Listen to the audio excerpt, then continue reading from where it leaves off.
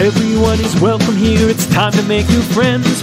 Aquavide Uskava, fill your Glencairn. Share a dram with the spirit of Edmonton.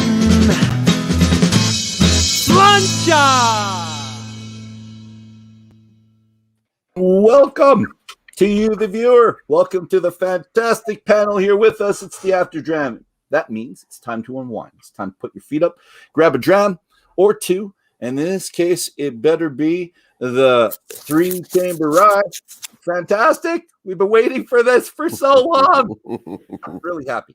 As a quick recap of our evening, Joss, Rich, and I have been given a top-notch tour of Leopold Brothers Distillers, bottled in bond bourbon. We just had that. We had our comments. It was fantastic. It was informative. It was really tasty. It is. But we're going to have another round of introductions if we can. And hopefully, hopefully all of you poured your rye about an hour ago. I know Rich did. Joss, did you pour yours about an hour ago, or did you just open it now? No. I always let them sit for a little bit. I like to, definitely try them as they change. This one, I didn't try it at the beginning, but the nose has changed. Anyway, so let's do this. Introductions. Joss, let's start with you, buddy. Hey, I'm Joss from Dram Society here in Toronto, well, just north of Toronto. You can see it's a little grainy out here. We're in the great north, and just really excited. Thank you again, Dolph and Rich and everyone that's here with us tonight, and looking forward to getting some delicious rye. Me too. And Rich. Hey, Richard from We Rock Whiskey Club on Twitter. Salt Spring Island, Victoria, Gulf Islands area. Having a great time. Thanks, Joss. Thanks, Todd. Thanks, Dolph, everybody. Woo! I love you, man. I love you. And I'm Todd Leopold from Leopold Brothers Distillery here in Denver, and the sun has gone down this way. So thank you very much for having me on. It's our absolute pleasure. So thank you for coming back on. I always have to thank people for coming back on. I'm Dolph, President of the Alberta Scotch Society. I'm also your host tonight. I do other stuff online. It's my favorite thing right now. And we're really looking forward to talking to this guy right here about this stuff right here. But before we do, I cut him off previously. So Todd, I'd like to come back to that. I cut you off when I said that you barrel at 50% because you don't like the wood to have too much of an influence. Yep. And I cut you off. What do you want to say? Well, this was the American standard. We had papers that were written in the paper that I came across, the 3-chamber still really the first time, was put together after the Bottled and Bond Act passed in 1897. And the IRS, head of the IRS at the time, thankfully to all whiskey drinkers around the world, was a whiskey nut. And it's something that I found out from the historian David Wondrich, who's written for Esquire, New York Times, a little bit everywhere. And he's been kind of my compatriot since we got the 3-chamber still going, and he knew about it, kind of researching in parallel. So the head of the IRS, when he would vacation, would go to Ireland, would go to Scotland, would go to Canada and visit distilleries, and just loved whiskey. And did not like that there were so many counterfeit whiskeys out. So he commissioned a paper to get together what's now called the Standards of Identity in America. Okay. Yeah. So the rules for whiskey, it has to be 51% corn. It has to come off of the still. You get all of that. That came from this document. They looked at 31 different distilleries in America. About half made rye, the other made bourbon. And they looked at the new make whiskey. And then they took samples every year for 8 years and did what we would call gas chromatography on it. That's what we call it today. But basically analysis, looking at all the different components, esters, acids, all that kind of stuff. Yeah. And then compiled them all together. Every single one of the distilleries put their whiskey down at 50%. There were a couple of exceptions that were at a whopping 50.5. But that was the American standard. And of course, as at first Prohibition was the first blow. World War II didn't help. And then in the 1960s, the last of the great rye distilleries were closing up shop in Pennsylvania and Maryland. And so they petitioned the government, what was a BATF at the time, to allow them to put the whiskey down at 62.5%. And what does that do? It saves money.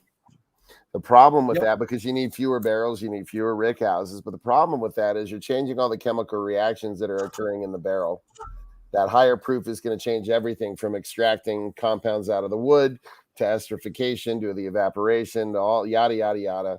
And so for me, I prefer 50% for a number of reasons, not the least of which it makes a much softer whiskey. And luckily, with the way our dunnage warehouse behaves, that bottled and bond bourbon you just had is unfiltered cask strength. It's just straight out of the barrel without any water at all. And it's the same thing with the 3-chamber rye. All that is undiluted whiskey straight out of the barrel. And in my opinion, it makes a better whiskey. Now, that's not to say you can't make world-class whiskey at 62.5. And of course you can. But I'm a distiller and I have to make choices. And this is the choice that we made, putting it down at that 50%. And it helps make it so that there's more of a marriage between the raw materials, the work in the fermentation, and a marriage together with the barrel, instead of having the barrel be the dominant figure in the whiskeys that we sell. And here's a good question. Did you try that higher strength? Like when you were experimenting, when you first started all this off, I'm sure you... I don't know if you tried it at 65, 64, 63, 62. But no, not that. 50. We did a few 55s and a couple 60s, and I just didn't like it. Okay. I immediately cast it aside. The way that so understand all of the choices that I make going hand in hand. I fermented a lower ABVs, right? So that 5%, 5.5 max. I'm fermenting cold. I'm choosing varieties of grain that are more flavorful. All of these things go together. And so putting it in at that higher proof throws it out of whack. And I just don't like it. Too much tannin. It might work if I wanted to set it down for, 10, 15 years, which we're doing. But I just didn't care for it. It was too acrid is the word that I would use. Too barrel dominant. Okay. You've done the math, though. You're losing 4.5%. And if you're planning on having something down for 15, 20, because the 20-year plan you're talking about, how much is left in the barrel? And not a whole lot. The rule of thumb at that 4, for Kentucky, Tennessee, or around that 4.1, you're about halfway empty at year 8. Okay. Year 8, year 10. And you're just expecting it is you're just living with it. You're just living with it. We're also building a new dunnage warehouse, and if the city lets us, we're going to go underground. And that'll help slow the angel share again a little bit more. And that climate will be a bit more like what you see at Springbank or some of the other coastal Scottish distilleries, where it's basically the same temperature year round. The week that I spent at Springbank, it was the first time they'd seen sun in so long that I was laughing as I was hopping on the plane. Half of the locals were sunburnt because they just weren't used to that much sun. But it's just absolutely beautiful out there. Well, I hope the city lets you do that, because you won't have a vault number 1 at Bowmore below sea level where you are. However, it'll still be kind of cool being underneath. Yeah, we're trying to do things that are unique, that are specific to the place that we're producing them, and that are specific to the people that make them. Perfect. But if you're using less high percentage, so 50%, are you able to reuse the wood more often, do you think? Because you're not pulling out everything all at once. Well, that remains to be seen. For the most part, we're really just a few years. The bulk of our barrels for all this time have been going to local breweries to finish sour beer in. A very large brewery up the road called New Belgium uses our barrels. And they're fantastic. We get them here too. So wonderful. Yeah, they've been our partners for, my goodness, 12 years now. So they like us because we fill the barrels in place and we empty them in place. So in other words, we're putting a stainless steel tube in and decanting the whiskey off. So as opposed to when you have a heavy charred barrel, when everybody else dumps them, it's literally dumping the whiskey out. Every barrel will give you about a cup of char. That char stays behind in our barrels, and let me tell you how much they like that. So our barrels are much, much more flavorful as a result. But in terms of the number of life cycles, I can't answer that because we just started 2 years ago making single malt whiskey and putting it into the 3-chamber. Okay. All right. One other question. Greg had this on the side, if you could read it. So we know it comes, your Angel share 4.1%. The higher altitude, do you think that lessens the Angel share, or? Altitude and pressure has nothing to do with it. It's simply the humidity, and of course temperature. Yeah. And air movement, if you really want to nerd out, but the altitude doesn't have anything to do with it. All right. Thank you, sir. Let's get to the three. Let's do it. Let's get to the rye. I want here. So, but we are going to go back in time. You already talked about the IRS, and the IRS commissioned a paper from Crampton and Tolman. Is that right? Okay. Yeah. And that's 1897. I don't know if that's the year of that, or that's the year that they start. The 1897. 1897 is the Bottled and Bond Act, and the paper was commissioned the following year, so 1898, and it was finished in 1907 and presented in 1907. And you have a propensity to read historical accounts of how whiskey was made pre-prohibition, which I think is really cool. But I do want to know why. What got you into that frame of mind in the first place to eventually see the IRS documents, to eventually see that? It started with my brewing background and what's called the Institute of Brewing and Distilling out of Scotland, that I'm a member of, still has all of their papers, and they started, publishing them as PDFs. So you could look at malting was part of it, because they talked about malting. So I was looking at, floor malting designs, yields. How many square foot do you need for 10 metric tons of barley? There is no modern book that's going to tell you that. Right.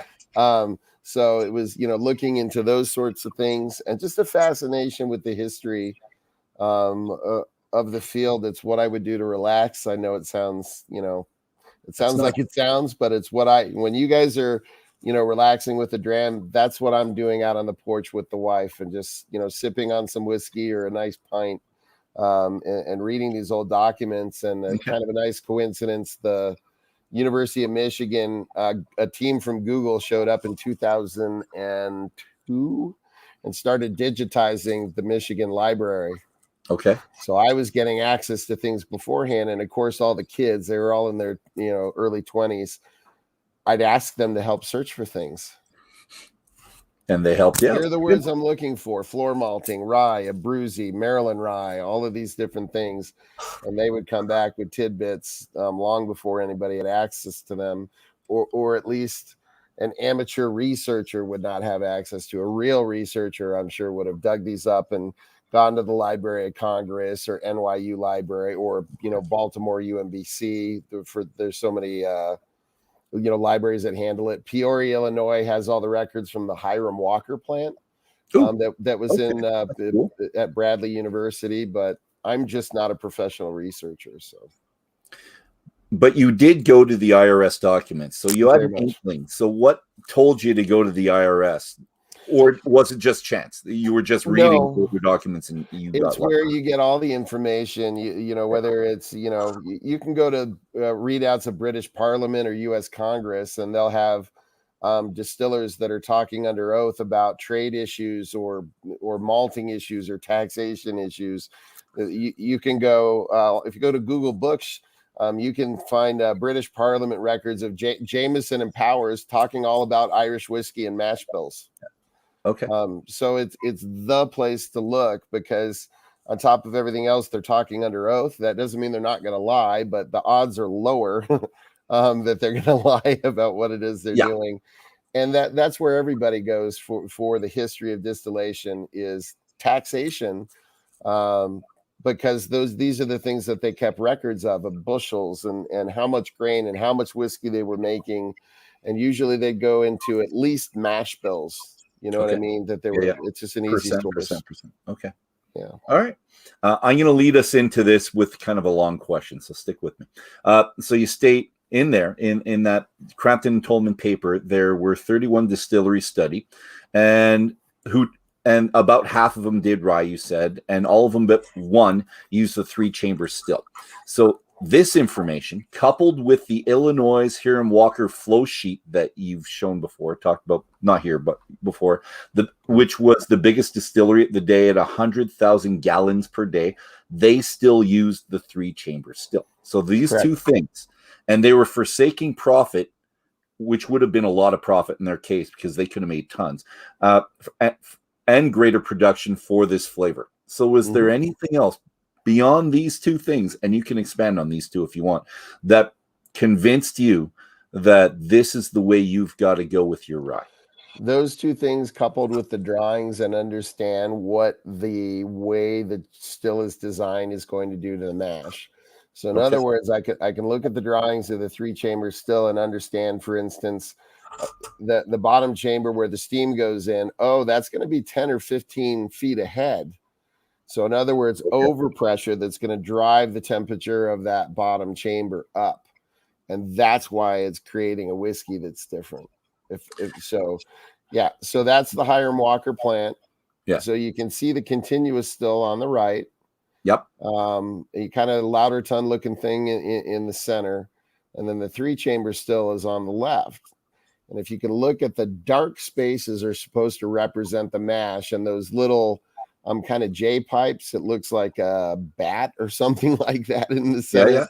That little configuration allows the steam to bubble up through the bottom and through the rye, and the rye mash is designated as the dark part. So as you can see, it's 3 chambers. So the block of brown at the bottom, and then you see the 2 bat things in the center, and then the preheater at top. So just like mine, it's 4 chambers, but where the active spirit goes through is bubbling through 3. So that's why it's called the 3-chamber still. Now I'm going to go to your picture just so you guys can see it. So look at the 3-chamber rye, everyone, now, and then I'm going to click to yours. This is yours. There we go. Much and easier. That's what you see. And you know what? I didn't know that they preheated it as well. I was attributing that to you and your brother somehow, that you figured out to get the preheating chamber. So no, they already had that. So they already had that. We weren't that clever. We did not invent this by any stretch of the imagination. So the idea behind the preheater is simply that this is a batching process. So if you want to pull up the picture, I can kind of describe how it works as quickly as I can. Okay, and that's good. But before you do that, tell me why do you think they actually employed this? Like all these guys back then, so let's say 15 out of the 31 used this, or 14 out of 31, whatever it was. Why were they using this type? Why not the column still? Why not? Because the column still, so there are 2 things you need to remember with American distillation. The tradition is grain in.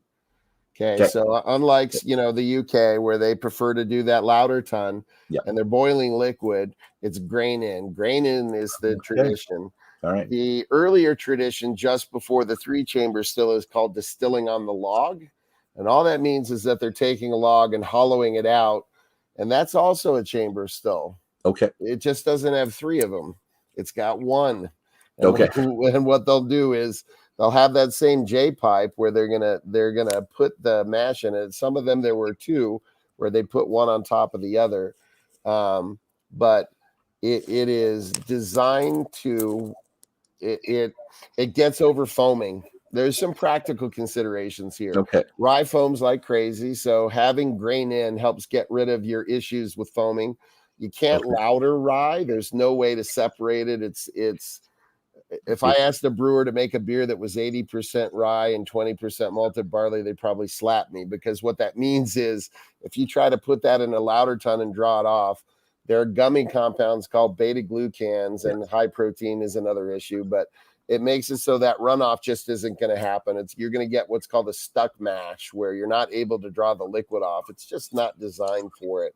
And it burns. I just made a Rogan beer, and it was 20% rye, 80%.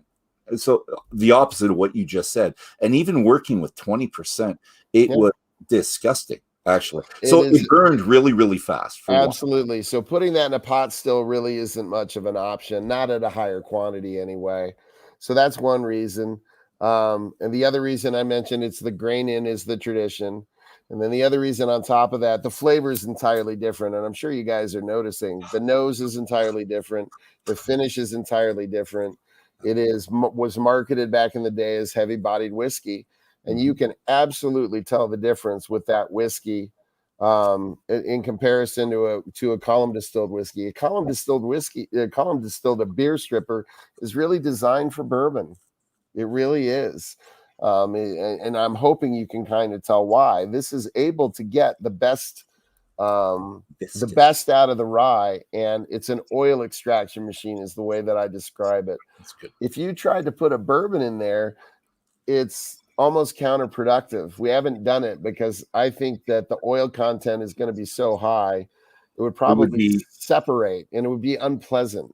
Okay. I was thinking the same thing, but I was thinking like what the Irish do. Maybe I was thinking it would just be a heavier kind of cream feel to it as opposed to an oily, and I think that might that would appeal to some geeks. I think. Right. Maybe you could do a test batch one day. Of these days. I just yes. I of course, since I'm doing more of these conversations, I'm thinking. If for no other reason to kill all the curious cats out there who want to know what this is like, but this goes right into Canadian whiskey. Actually, it was used as a flavoring rye. Yes. So Hiram Walker was using this not only as I have no evidence that they sold that I've found or Wondrich or any other historians I've spoken with, and they're pretty they're as good as they get in terms of whiskey historians. I haven't come across anybody that can show me here's Hiram Walker selling the 3-chamber rye as a standalone. So what I think that they were using it for primarily is the same thing that they do now, right? Whistle Pig, the flavoring rye, and they're using it and combining it with rye that's coming off the column to get a number of products that are different off of it. But I can tell you from playing around with a little bit of blending myself, going out and buying some column distilled rye whiskey and blending it off. Yeah, it takes almost next to nothing, 5-10% of the 3-chamber rye. And you will immediately tell anybody, my mom, literally, like, Mom, smell this. Can you smell? Oh my goodness, Excellent. So I believe it was very, very common to use as a blender. Is my answer. Okay, good. And so that was the Hiram Walker one, and there's the last picture of that. But we are going to yours now because you wanted to explain it. So let's click that on. Yep. Do you want me to keep this on as you explain it? Yep, and I'll try and go as quick as I can. Okay. I just don't want to be rude and like block you off. So no, that's okay. And I don't want to be rude and talk too much. So I'm here. I will talk as much as you like. But maybe I can do this. If I overstep, let me know. Okay. Nope. So the easiest way to think of it is that I just collected the last run, the heads, hearts, and tails. If you look at chamber number 3, the mash that's in there where the word oils is over top of it. That is now exhausted of alcohol, so that goes to stillage. And if you look on the valve on the side, I'm going to use gravity to drain the mash that's in chamber 2 down to chamber 3, and then close the valve, and then chamber 1, the mash in there down to chamber number 2. And then the preheater, the idea behind that is that that's been heating up as we're collecting distillate out in the spirit safe to the point where the mash that's in the preheater is almost at a boil. So we're going to move that down into chamber number 1. And then you see that pipe on the left-hand side above the preheater. That goes to our beer well. And we're going to top that off into that 4th preheater chamber. We're going to shut that off. We're going to turn the steam on right where it says steam in. And it's going to come to a boil. The vapor, as you can see, is going to travel up that center shaft and bubble through the rabbit ear looking things and bubble through the mash in chamber 2. Up through the center post, through the mash in chamber 1, through the preheater, the condenser, and spirit safe. So that whole process, once I introduce the steam, we'll start to get spirit after about 2 minutes. It's that quick. And we'll take our head cut just like you would in any other pot distillation. The head cut's really quick. We're basically just cleaning out the tails out of the last condenser. The tails from the last run turn into the heads for the next run. And now we're collecting hearts in the where it says new make whiskey. That's coming off.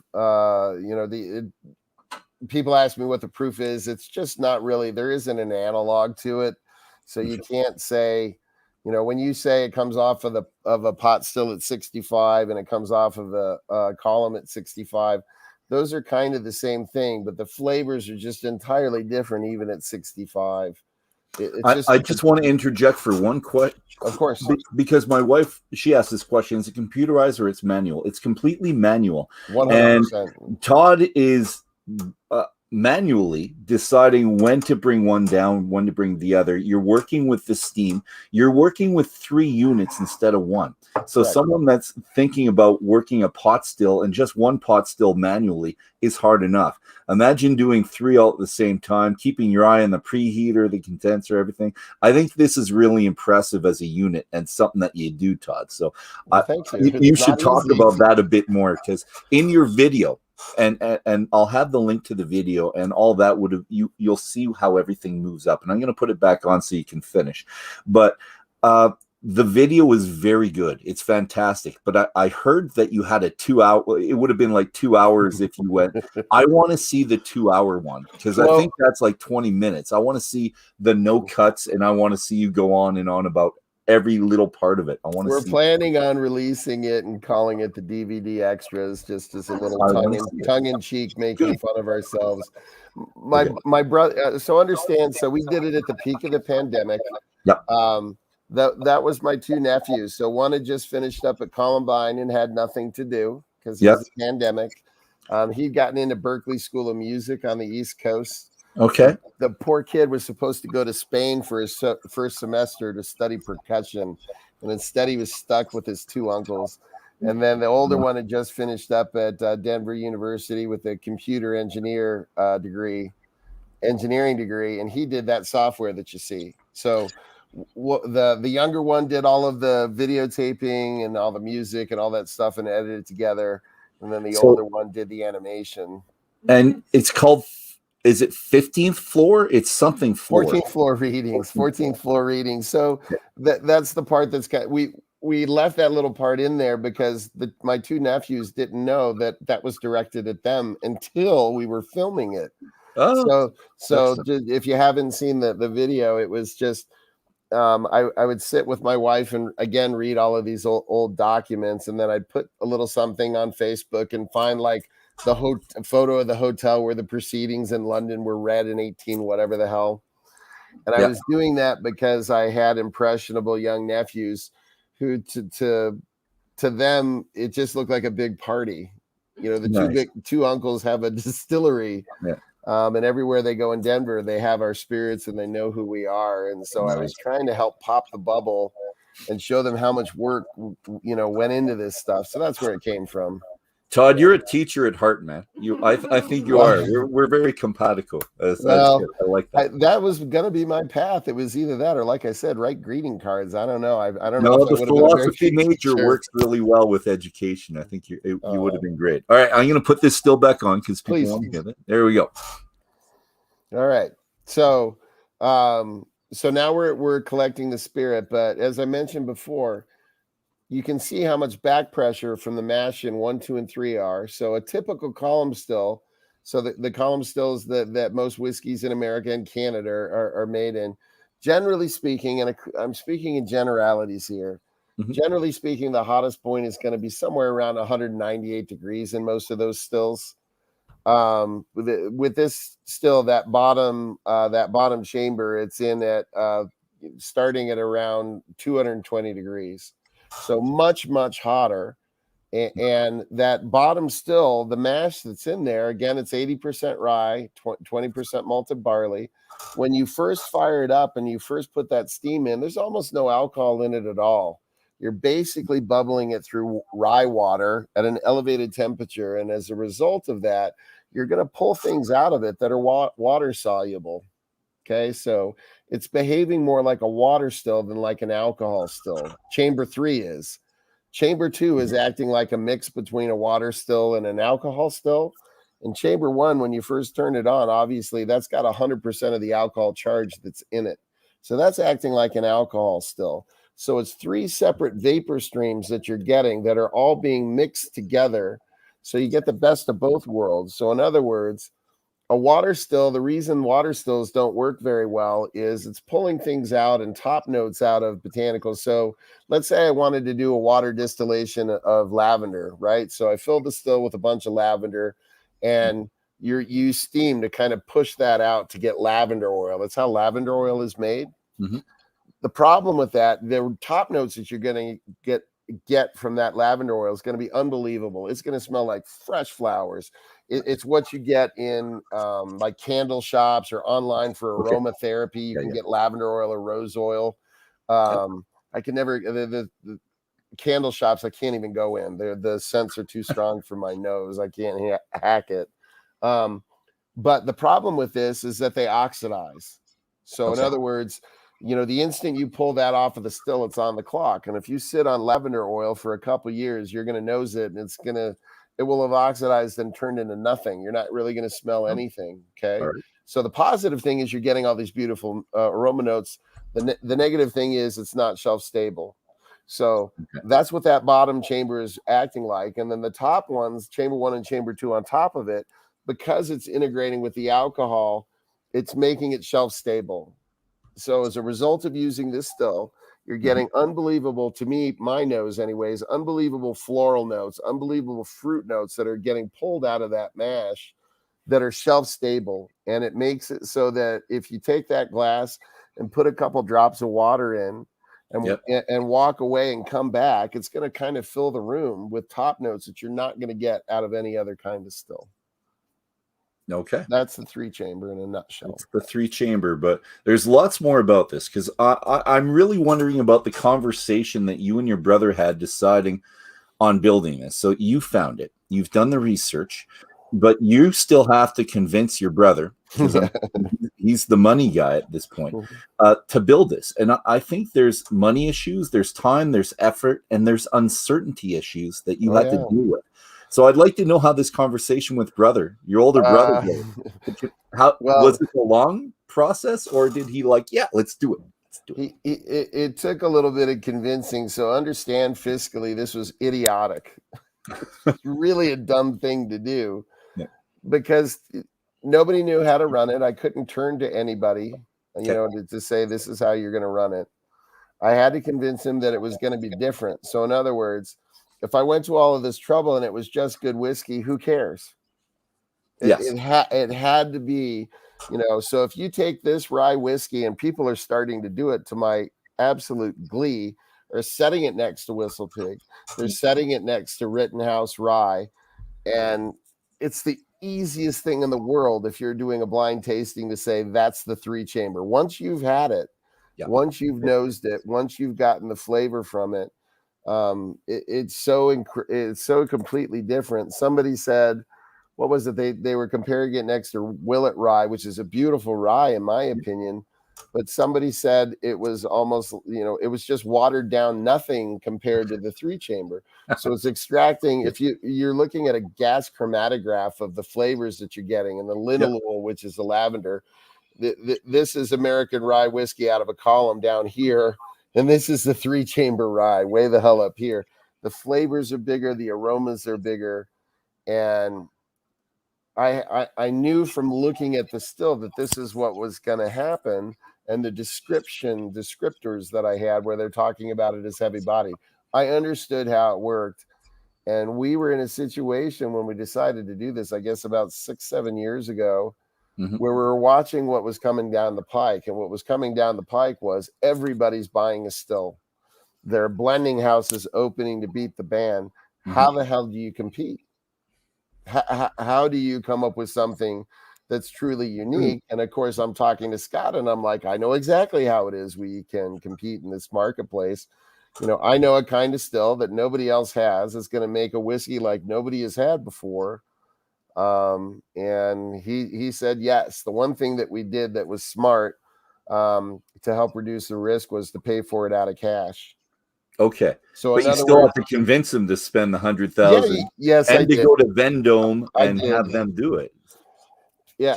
But faith in the younger brother. Nice. We're a well-respected distillery that's been around for a long time. And he trusted that I knew what I was talking about. I was lucky enough to get him to do it, but we tried to minimize the risk as much as we could. We made what we thought was more than enough whiskey. And of course, now that we've released it, it's not anywhere close to enough whiskey. But that's what you want. The worst possible thing you can do in this industry is make too much. Okay. And not have any way to sell it. That's the way that you wind up out of business. Yeah, well, maybe you break even in 20 years. That's your 20-year plan to break even. Right. Well, good. That's good. Yeah. Tell me, what did Vendome do? What did they contribute? I know they're making it, and I know the president gave you a phone call saying that we don't know this is going to work. Yeah. Sure you still want to go with it. Yeah. How did they add to the process? Because they've been around for a long time, and I would have assumed, because I think they're over 100 or 120 years old. Are they not? They're not. They're not. And really the first thing that they did when I contacted them, of course, is check their archives. Right. And they had actually acquired another copper fabricator in the 60s, and they looked through. They still had all those old drawings. They couldn't find anything. Where they were a help is the metallurgy. So, picturing the way that this thing works, that's 20 feet tall, and 5 feet wide. Then there's a lot of mash in it. There's a lot of vibrations and stress points that you won't necessarily get in a column. And of course, as I mentioned, the overpressure that's in that bottom chamber. It was the metallurgy, making sure that the thickness was correct for each chamber, and they're not all the same. The thickness of the copper is different, and identifying the stress points where they are. That was way the hell above my pay grade, and that was where they were the help. They also helped with a valve, and I'll go up here. These valves on the U valves on the outside, they help with those, right? Well, I remember hearing something about a train or the oil system. Oh, that's the pressure relief valve. Yes, that was Gordon Lung, the junior engineer. He'd come across a fitting that goes on trains, and it's a pressure. It does both pressure and vacuum, and it's designed for very high flow. So they're used to columns that are 2, 3, 4 feet wide. Without all of that overpressure. And so they got it from a manufacturer that supplies trains. So picture filling liquids in and out of a tank on a train. Yep. How do you do that? Where's the air brake? And so this fitting is designed with that air brake so that it will allow you to draw something off, and it will pull vacuum. And then the instant that you're done pulling, it stops and springs back into place. So is that these ones on the U? So the darker ones on top and bottom? No, it's not on that drawing. These are safety fittings basically on the back of the still. All right. I just thought that was really interesting. So yeah, me too. They're obviously helpful, but I would have thought that they would have had something in the past. And did you look up what companies made, or could you find who made these three chamber stills previously? Yeah, Vulcan is a company out of Ohio that I came across and just couldn't find any actual drawings. But I felt comfortable enough with what it was they were doing. In the end, it's not all that complicated. So it's after they made one, it's like, I can do this again. Exactly. So that we were working off the same, that Hiram Walker plant. That's what we were working off of. That one right there. Then of course you're looking at it, and you need to understand how the heat exchanger works, how much surface area you need. Then you have to take into account fouling. So in other words, the copper is going to get some mash on it as you run it for a couple of days, and yada yada yada. But engineers, it's not their first rodeo. It's not that tough to do things like that. So in other words, you're looking at the amount of liquid that's in that top mash. You understand that you're going to be running it for about 30 minutes. You got the vapor coming up through it. How many of those turns do you need, and how much surface area to get that up to 170 degrees roughly? Okay. So some of these things weren't that hard to do. Well, I'm sure you have to add to the conversation as well. It's like, you're doing this, but I don't know if it makes sense. Yeah, no, I mean, it was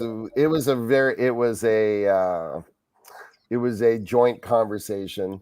There's certain safety things that they need to put in for their experience, so that when you're moving mash around, that you're not creating too much friction or potential static or yada yada yada. That's where their experience was very helpful. For me, my brewing background is to make damn sure I can clean all of it, and I learned in my career that distillers don't and distillers don't think like brewers. It's not an aseptic process. Okay. So cleaning is kind of an afterthought for them. What they tend to do is shut down those columns, send them off and somebody will clean them for it. Or, now of course every distillery is different. But so for me, a lot of those fittings that are in there and a lot of the internals are on tri-clamps, so you can break it down and clean it. And the spray heads to rinse them out were very specific and yada, yada, yada. So it was really a joint venture in the true sense of the word. It was a lot of fun working with them. That's nice.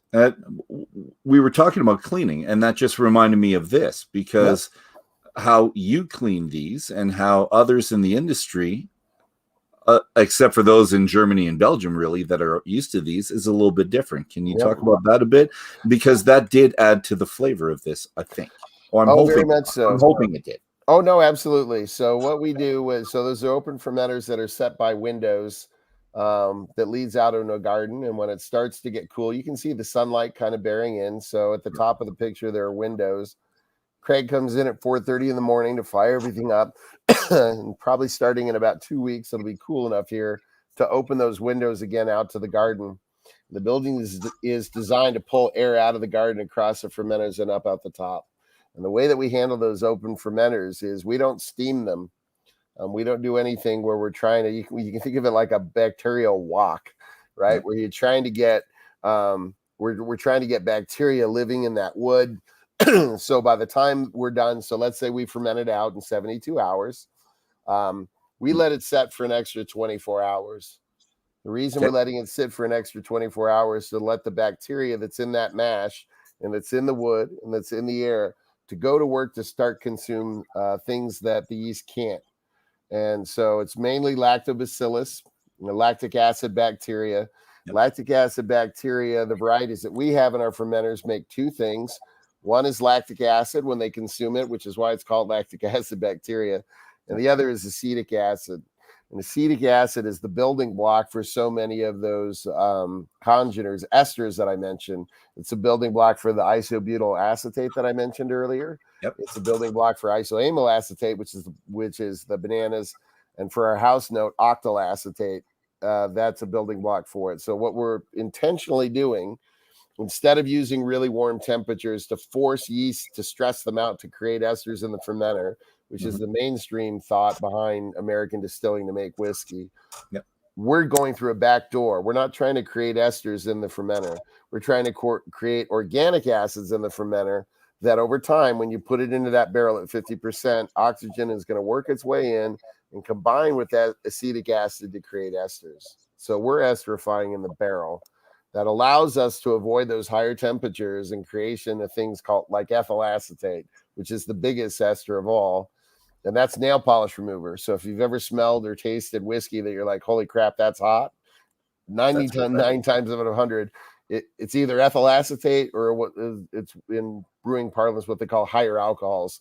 So basically more alcohols that are longer chain than ethanol. It's the stuff that gives you hangovers or the perception of heat, basically. So by using these colder fermentations, normally I'd be missing out on those esters to make an interesting whiskey, but we're just chasing after it through a back door. In addition to this, if you don't mind me going on for just a little bit longer, it has the environmental benefit of those wooden fermenters. So those wooden fermenters, understand that everybody else in the industry that's using stainless steel, they empty this tank out. Now you got all the solids to clean off. And everybody does it the same way, whether you're making wine, beer, or spirits. Your hot water rinse, circulate hot caustic. Caustic gets out the proteinaceous materials. You rinse it again. Then you're going to go with acid, phosphoric, or some type of acid to get rid of the mineral deposits. You're going to rinse it again. And then you're going to hit it with some sort of sanitizer. And some people do a post-rinse after that. So all that energy to heat all that chemical up, all the chemical, of course, you're paying for the water coming in for all that rinsing. You're paying for it going out. What do we do with the wooden fermenters when we're done? We do one last little rinse and a little bit of a hand scrub at the top. And we take that last bit of water and push it into the still. And now we're ready to refill. So our fermenters that are there, we have a few of them that are over 8 years old. Relative to all the labor and chemical and water that you're using it, our wooden fermenters are free after 8 1/4. 8 years and 1/4. And they're made of pine. There was a question there. So they're pine. And you have the open windows, you have the open air, so that you're bringing in flavor, essentially, is what you're bringing in. And wild, that's your German Belgian influence. But where is, I'm going to show the picture, because we said that you were beside a fruit trees. Where's the fruit trees on here? Because that's supposed to add to it. If you can see where that it's kind of shaped like a 7. Yeah, you can see the longest windows that are along the long part of the building. That's where the fermenters are. This is an earlier Google Earth photograph. There's an entire other building that's on the top of it. We had just planted all of these. So the fruit trees and lavender and roses and stuff that we planted. Yeah, you can see those tall windows. Those are where the fermenters are. Okay. And this is a really early photograph because there's no foliage at all. But it takes time. It's a relatively new site. We've been here, I guess, for 7-8 years, and the plants are just starting to grow in. It just takes time. So, and the fruit drops to rot is what you have, because you want the rot, you want the mold. We want the bacteria, we want the wild yeast. That's more of a finesse move than anything else. But when you're talking about putting whiskey down for longer and longer, and particularly with our malt whiskey, a couple parts per million, one way or the other, of an organic acid is what's going to turn in interesting whiskey. You know, the difference, you guys know this, the difference between good whiskey and whiskey that you just adore are a couple parts per million, one way or the other, of these flavors. And so what we're trying to do is add a bit of finesse. So the garden is going to take time, and that's more something that's going to show up in another 13 years. I'm hoping for my 7-year-old daughter when she takes the helm. The bulk of the bacteria is going to come from two places. One, it's going to come from the malt, okay, because the malt isn't boiled, and malt, if you didn't know, is riddled with lactobacillus. Yep, it is just part of the deal. So when you're mixing it together with that hot water, if you don't add yeast, that lactobacillus is going to start to go to work, right? So if you're making a nice clean distiller fermentation or a brewer's fermentation, what's happening is that yeast is out competing the bacteria. So it's why the modern way of handling it is after 72 hours, and that you're done fermenting, straight to the stills. Yeah. The bacteria doesn't have time to do any of the work. You'll find, I'm sure you found in your conversations with Scotch distillers, what they like to do is talk about how many hours they ferment. And when they say that, what they're doing is they're communicating to you. They're saying, this is how much time I'm allowing lactic acid to go to work. Yep. And this is how we're getting you our house note. This is how we're making a whiskey you can't make anywhere else, because the bacteria that you have in the malt that you're purchasing and in your mash tuns, if you've seen Springbank, my God, it looks like it's from the 1300s. It's not, obviously, but this is how we're trying to get a nice house notes in our whiskey. I'm talking too much again. Sorry. It's fantastic. We're all, and all the comments on the side, like if you look at it, I'll put them up again. Best class ever. I could listen to them for hours. Oh, Jesus. It's fantastic. It's a love fest, man. Okay, so I'm doing okay. They're doing very well. It's very good. So let's forget the washbacks. They're done. They add to the flavor. They're part of your 20-year plan, which is going to develop. Your daughter's going to take over the business. We got that from the comments as well, which is good. And let's take this opportunity, because we're breaking away from this rye a bit after this question. So, gentlemen, if we could talk about the rye, what do you have in the glass and you appreciate? And I'm just gonna say, Todd, you said side by side with others, the flavor would give it away. I think the mouthfeel would give it away as well. And I talked about, again, the pot still whiskey in Ireland, and I love that feeling, and that's something that draws me to that, which is drawing me to this. So the mouth feels fantastic. I love that. So I'm going to add that, but say nothing else. I'm going to leave it to Joss and Richard to explain what's in their glasses. Well, I've been definitely sipping on this, but I haven't been. I've just been enjoying it. I've not been putting any thought into it because I've just been mesmerized by Todd's masterclass we've been all attending. It's been great. But yeah, just I actually I should say one of the things that jumped out right away was I get the DNA of the product you guys are making. It's funny. I'm also an amateur brewer, but I do understand. One of the things that you spoke to that I found was super interesting was when you're talking about grain efficiency and how it's usually a race to I want to have the best brew house efficiency possible because it's going to save me money and it's going to mean that Whereas you've taken the complete reverse angle with going with the. I mean, I know there's a lot more to it than just that, and you kind of alluded to that earlier. But it's very flavorful, and again very very different from any rye I've had, and fortunately I've had enough luck to be part of this group to actually experience many different ryes. We had one previously that had like bubblegum notes to it, and then I would say this one, it's very well balanced. It's got a very nice. It's very a lot of fruit in there, which is different than your typical rye, right? Like a lot of people just throw a ton of rye in there, and you get that that burn that you were talking about. You get that. The typical rye spice notes, and this is. That nose is incredible, and even after having it, open for almost 2 hours, it hasn't stopped. So nice that was a very vague explanation of actually going. Listen, but he likes it a lot. In the end, this is about sipping and enjoying, isn't it? Yeah. So that's a solid thing. I like that. I got it real quick just to interject before Richard speaks. Since you mentioned brewing, I got a really nice compliment from the founder of Brooklyn Brewing, and Garrett Oliver, and he called it American Cognac. And what he meant by that wasn't that it tasted like cognac, but every time he came back to it, nosed it, and sipped it, it was different. Yeah. So. And we were talking about that previously. Well, we were off air, but Richard and I, same thing. We were saying it's been open for an hour and it's changed since then.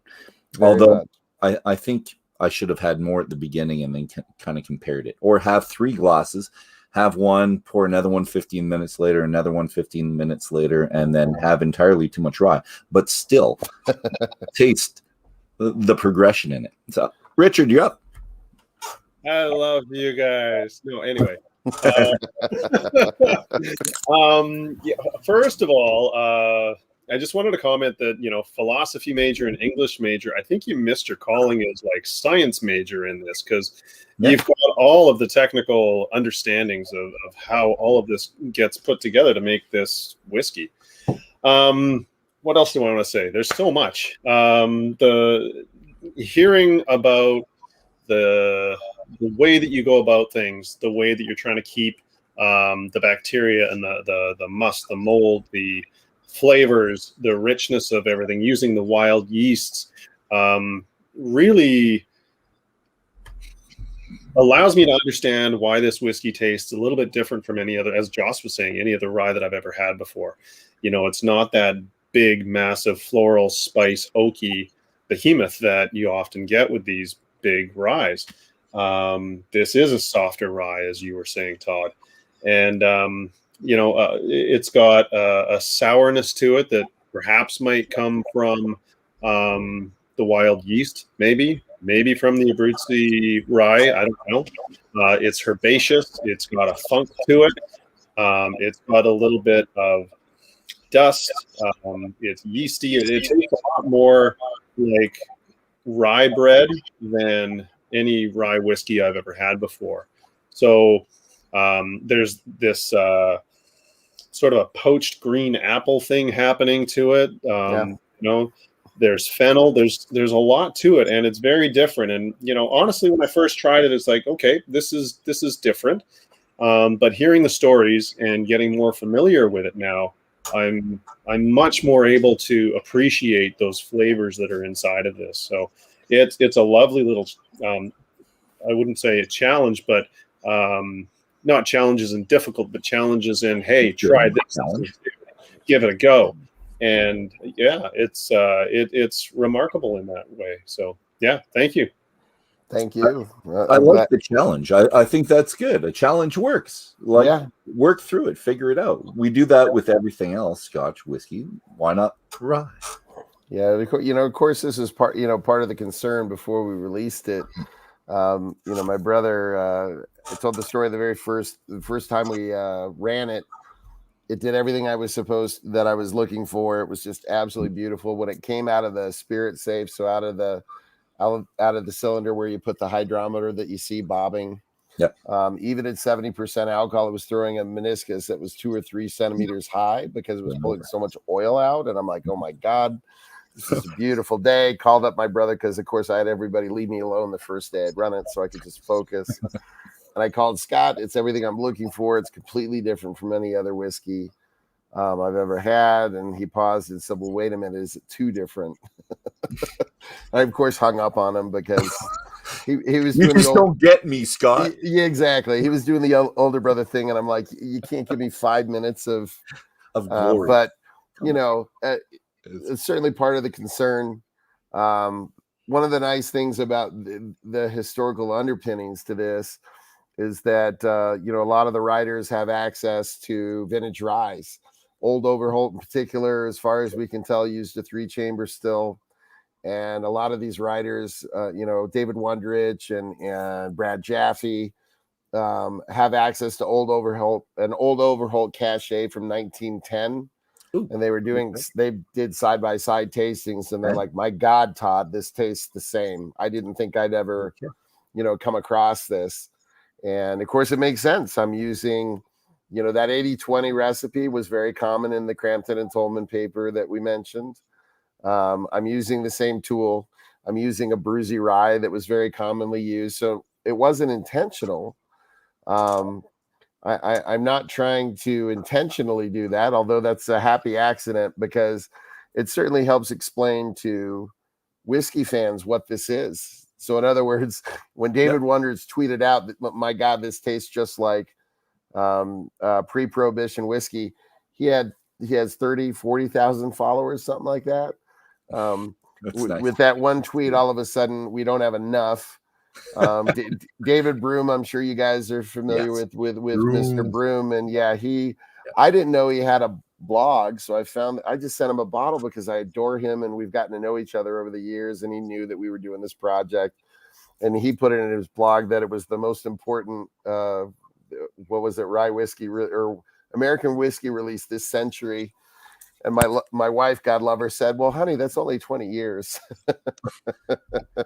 Thanks, not that big of a deal. And of course, you and my brother don't give me any time for glory. No, it's important. Hey, listen, inflated egos don't work very well in the Leopold household. So it was nice to put me in my place immediately. But my point is that, people are understanding the historical significance of releasing this whiskey. And this is kind of a nice little glimpse as to what whiskey was made.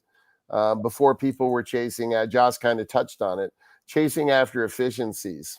Yeah. Where the accountants were let behind the curtain and said, put it in at a higher proof.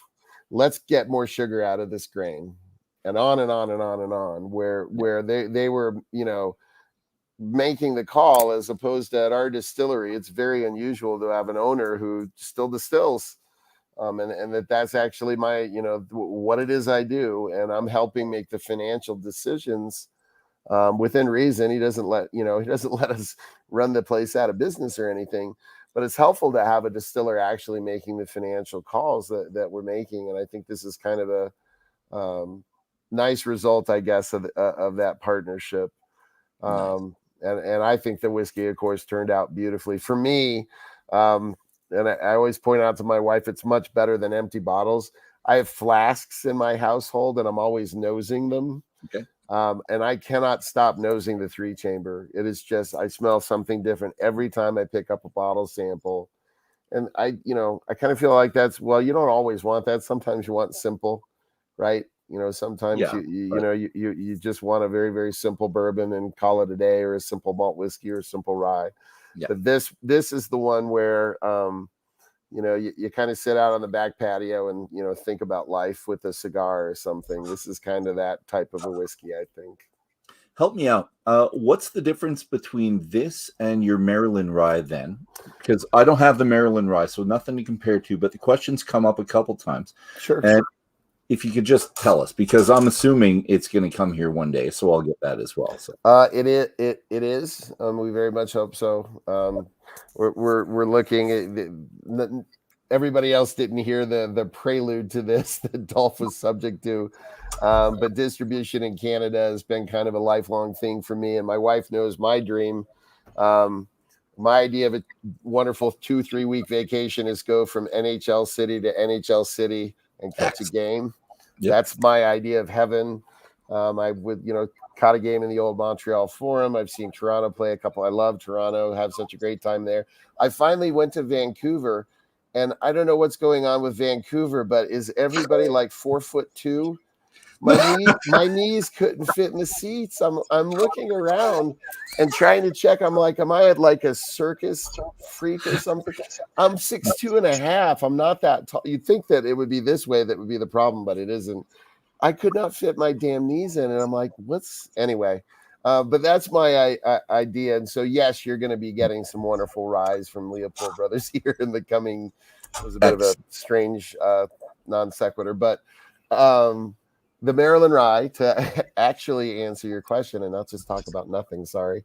The Maryland Rye was kind of the first step in the process of working my way towards the 3-chamber. So at the time we came up with this, there were no Maryland distilleries left. There were dozens of them that were in the Baltimore area making whiskey in the 1800s all the way up until the late 60s is when the last one shuttered. And they were kind of looked at as its own style of whiskey. And then the Pennsylvania Distillers, it was a whole nother sect. The Pennsylvania Distillers and their style tended to be exactly what Richard was mentioning in terms of what you're expecting out of a big spice. Just a lot of barrel presence, a little bit rambunctious is the word that David Wondrich uses that I really like when it comes to that kind of distilled rye. And there weren't any Maryland distilleries at the time making whiskey and all, and so I wanted to revive that style. It's kind of what we do here. We did the first American Fernet since Prohibition. You always have to add that caveat. First American Aperitivo, first American Amaro. So I kind of like to dabble in areas where, these wonderful spirits have disappeared. And the Maryland Distillers, I reached out to some historians to say, okay, well, what were these like? And why were they so proudly, this is Maryland Rye? Like it was labeled, it was a thing, it was marketed as Maryland Rye. What the hell did that mean? And they basically said much more leaning on the floral, much more leaning on the fruit.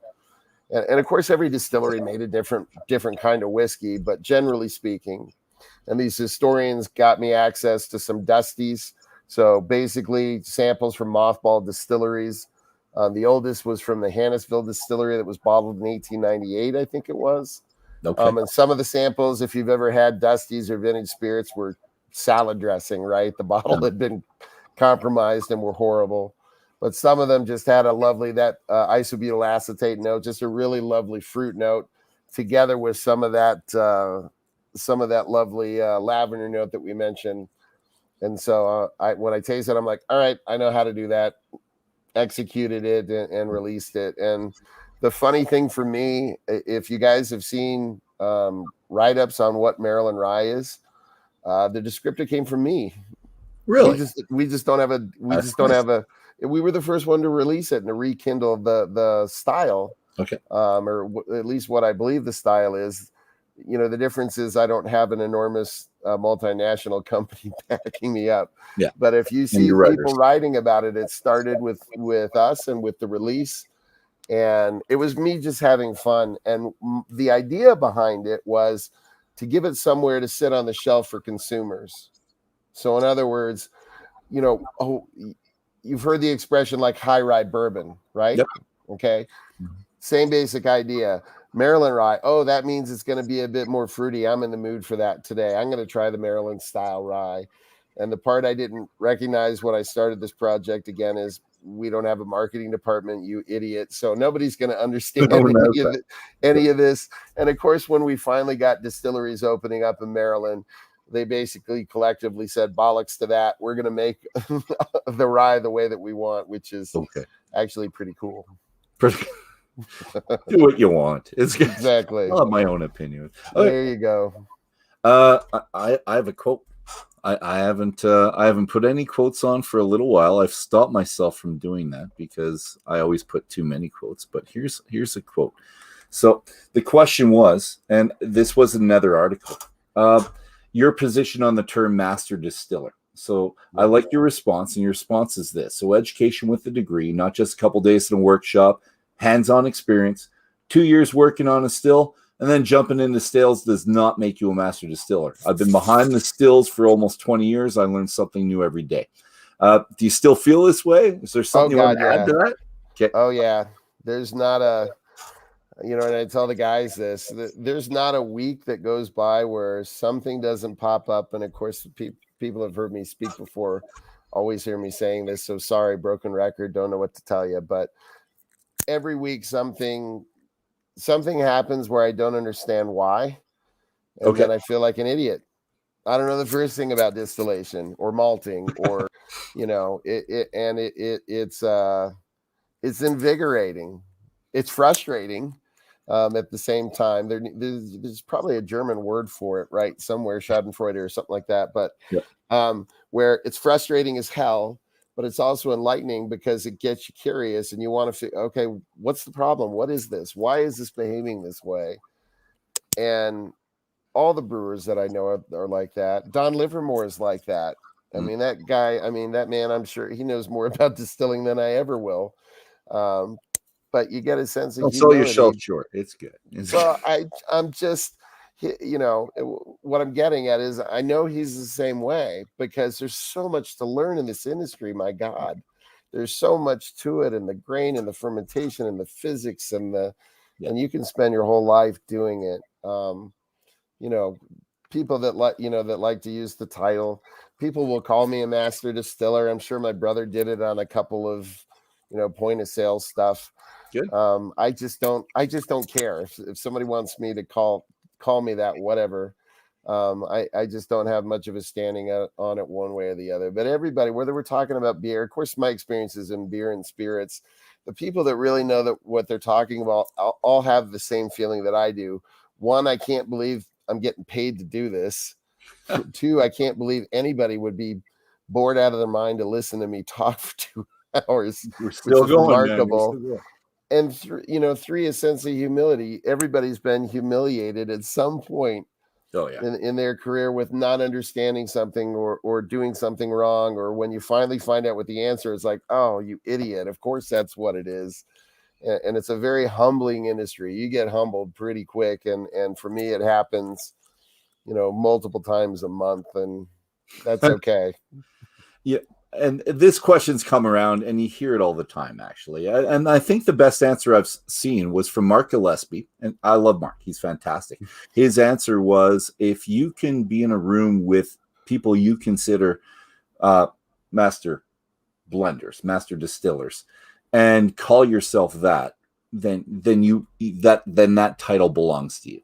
So, 2, do you feel like if you were somewhere with, and I'm just going to say Fred No, just because Fred No went to your distiller, that's kind of a question I'm going to ask later, and you called yourself a master distiller, would you feel comfortable in that position?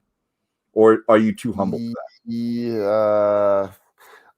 I don't know about the title. I do very much feel like my career is 25 years in. Yeah. You're seasoned. If I'm standing with, most of the, I've designed equipment. I've made a lot of things that a lot of distillers haven't. Yeah. I have a malting career. I feel absolutely comfortable standing with any distiller in the world and feeling at ease. At ease. Good. Perfect. And but my God, there's so many that I look at and they're, So let's go with the states. Let's just stick with the states. Who's a master distiller? Name like 3 names. Oh God, Harlan Wheatley. Buffalo Trace. Yes. Chris Morris out of Brown Foreman. Okay. Booker No and his son. His son came out to look at the 3-chamber still, and they just opened kind of an innovation distillery that he's heading up. He's going to take Jim Beam into so many cool places. Well, I'm loving the little books that he's making. So it's so cool. And I was lucky enough to get Little Book 1, which wasn't on sale in Canada. I was in Las Vegas, and he gifted me that. He was nice enough to show up with. Nice. Show up with a bottle. And just as a side note, I know I've told this story before, so if you've heard it, I apologize. But we were marveling at the 3-chamber still, and trying to picture how big it would be for him to use one, and have even a So for this, we crank out a whopping 2 barrels a day out of this still. Okay.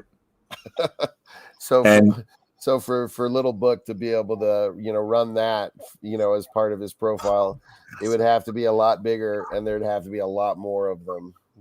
Yeah, and I think you came up with the thought that you would just have to have 20 of them, and 20 people running the 20 of them type thing to make it work. If you held a gun to my head and say make more, I'd make it bigger than what we have now, but I would just do multiple stills. The same basic idea that you see in most pot distilleries, right? Yeah, they're not just putting it all in one big one.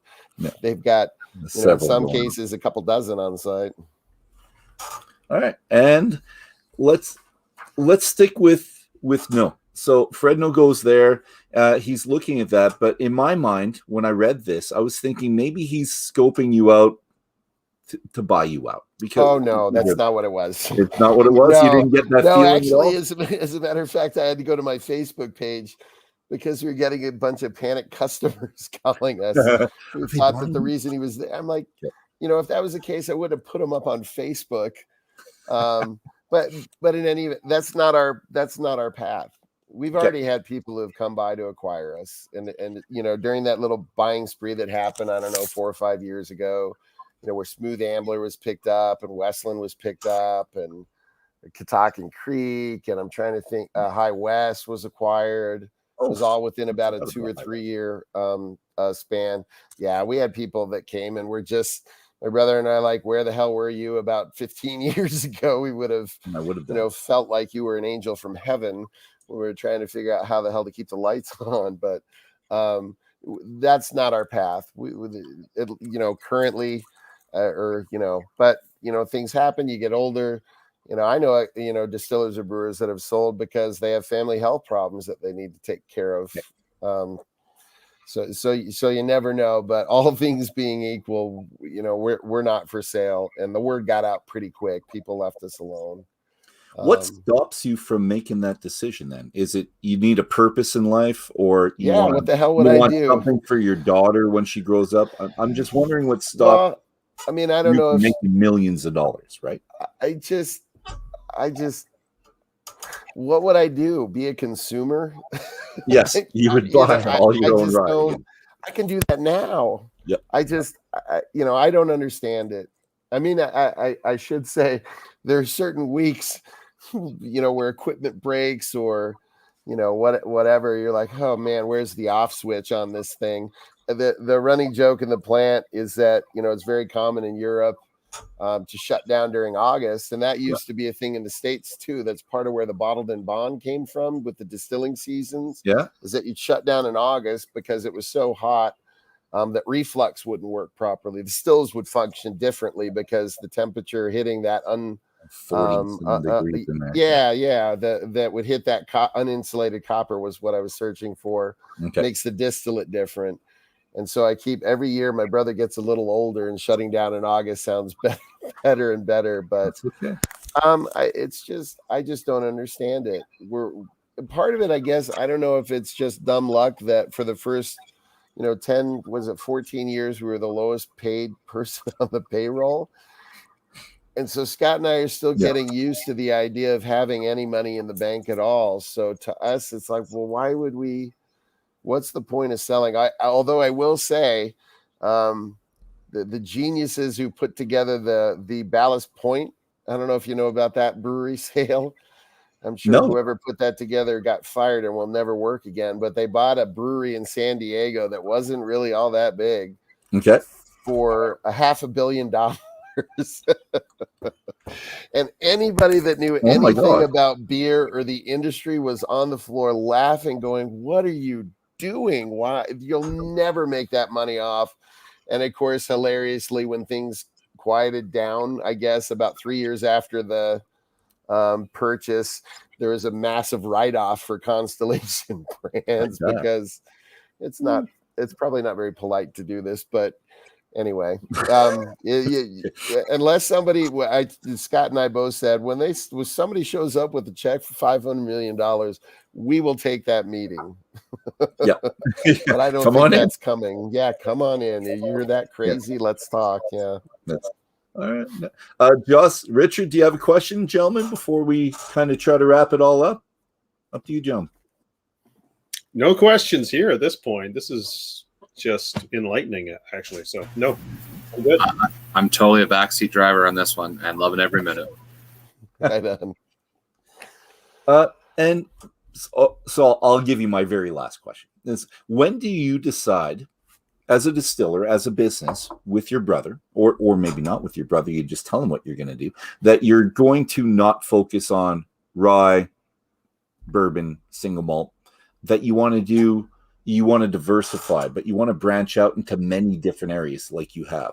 So when do you make that decision that I'm doing all these things? Is it because you had that experience at the bar way back when, and you just wanted to keep that going, or where's that come? It's because our customers let me. All right, good. So we've got really, really beautiful peaches here in Colorado, and we just fermented some out. As I mentioned, I studied eau de vie over in Austria and Germany. We're putting peaches into the 3-chamber still.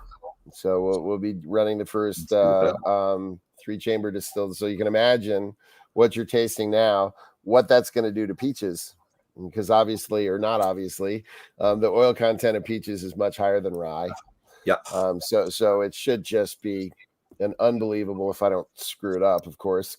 This is the first time I'm running really it. viscous, very obviously fruity. It should be an aroma bomb. It should make world-class eau de vie. So, yeah, I used to say, and this is true, the Maryland Rye, actually, I did it when he would used to go to he used to go on vacation and go to the Vegas to watch the final, or the March Madness. That's what I'm looking for.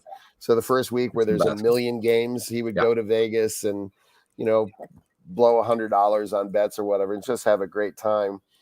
That was usually when I would do my experiments. And then, that expression, it's better to ask forgiveness than permission. And that's what, that's kind of how that goes. Am I allowed one 5 different batches? That's right. Am I allowed to ask one question of you, if you don't mind? Please do. Gretzky in the background there. Is that your favorite player? Or you know what? I don't know. I don't have. It's like whiskey. Someone asks you what's your favorite whiskey. That's the same thing. Gretzky's a big one for me. The thing is, my children played hockey, and I won both of these because I don't know if your child's active in sports yet, but when they're active, you're given tickets to sell for so many different things. Oh yeah. And I was so sick of hitting up my family to buy tickets. I bought, I think it was $100 worth of tickets in these books. Instead of selling it, I just bought it. And at the same place, at the same night, I won both of these things. And they've got his rookie card in there, and they're both signed. So I was really lucky. I coaxed a story out of that I like. So for me, what I do every year, and this started when we were in Ann Arbor, sometimes I could close the bar down, and it was Eastern time, believe it or not, in Detroit. And so I could always catch the West Coast puck drop. Oh. Right. And so now they have NHL, whatever the hell the package is, so you can catch everything. Well, they call it 360 here, but every year I pick a Canadian team to follow. Okay. Because for a while I just followed Jordan Leopold, who played for Vancouver. Well, we really got to know each other because he was an Avalanche, and among the other 3,000 teams we give him grief for that he played for over the years. Nice. Wonderful person, by the way. Okay. But when I stopped following his career, I would just pick a team. And I swear to God, I thought Edmonton was going to make a run. You could have fleeced me of thousands of dollars if you would have said, "No, Todd, not Edmonton. They're not going anywhere. Montreal's going to make it to the finals. Yeah. You could have taken me for thousands of dollars. So I Me cannot too. wait for the season to start here in a few weeks. I'm very excited for it. I am too, but not getting excited anymore. I've been excited for so many years. And Joss, he's a Toronto fan. He knows the feeling. Oh, you get up, you go no. down. It's up and down. It's just Richard. I think his is climbing right now. I think his the Vancouver. They're just they have a young team, but I don't think they signed everyone they wanted to so far this year. So. They're absolutely climbing from like 30th to 28th. The game that I caught, by the way, was the Sedin's twins. They had a little ceremony with their families, which I thought was really nice, and then they promptly lost. But I had a wonderful time. My God, the food was just wonderful. I had a Montreal sandwich that was just, I was a very, very happy guy. I had so much fun. It's such a beautiful, beautiful city. But most of us here, if you're into hockey, you want to see the Canadian teams advance. Well,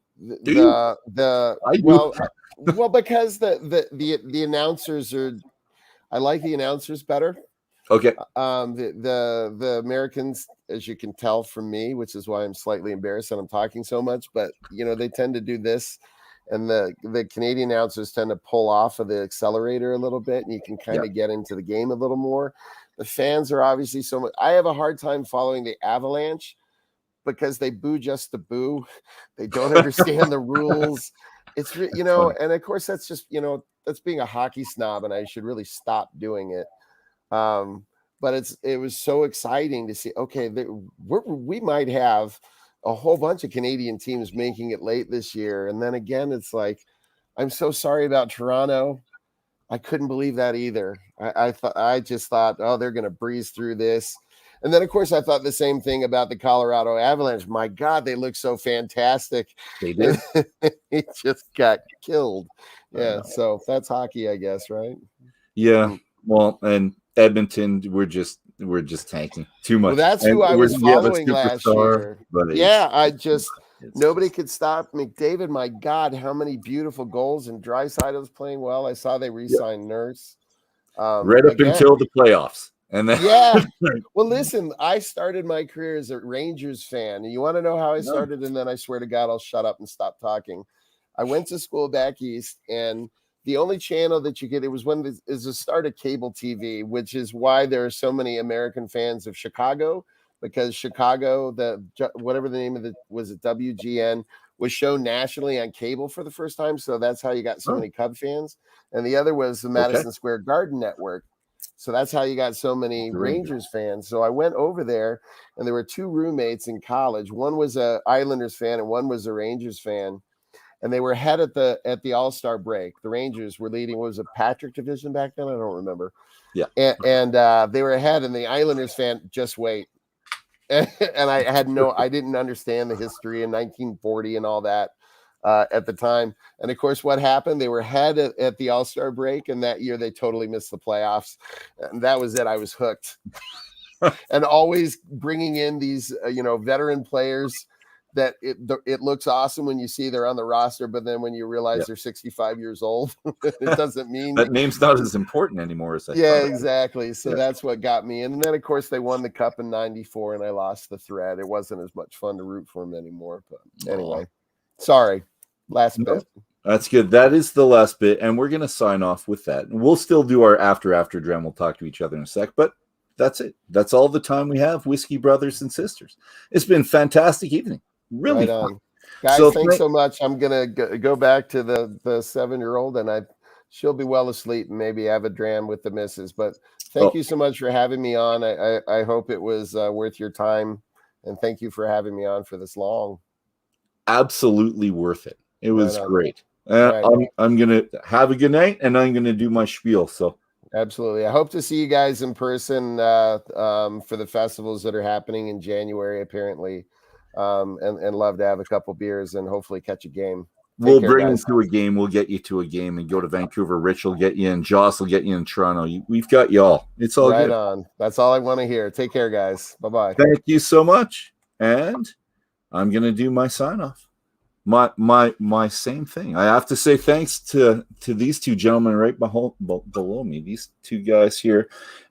Fantastic night. I didn't get you guys on as much to talk. I don't know. I think I just got carried away in the conversation.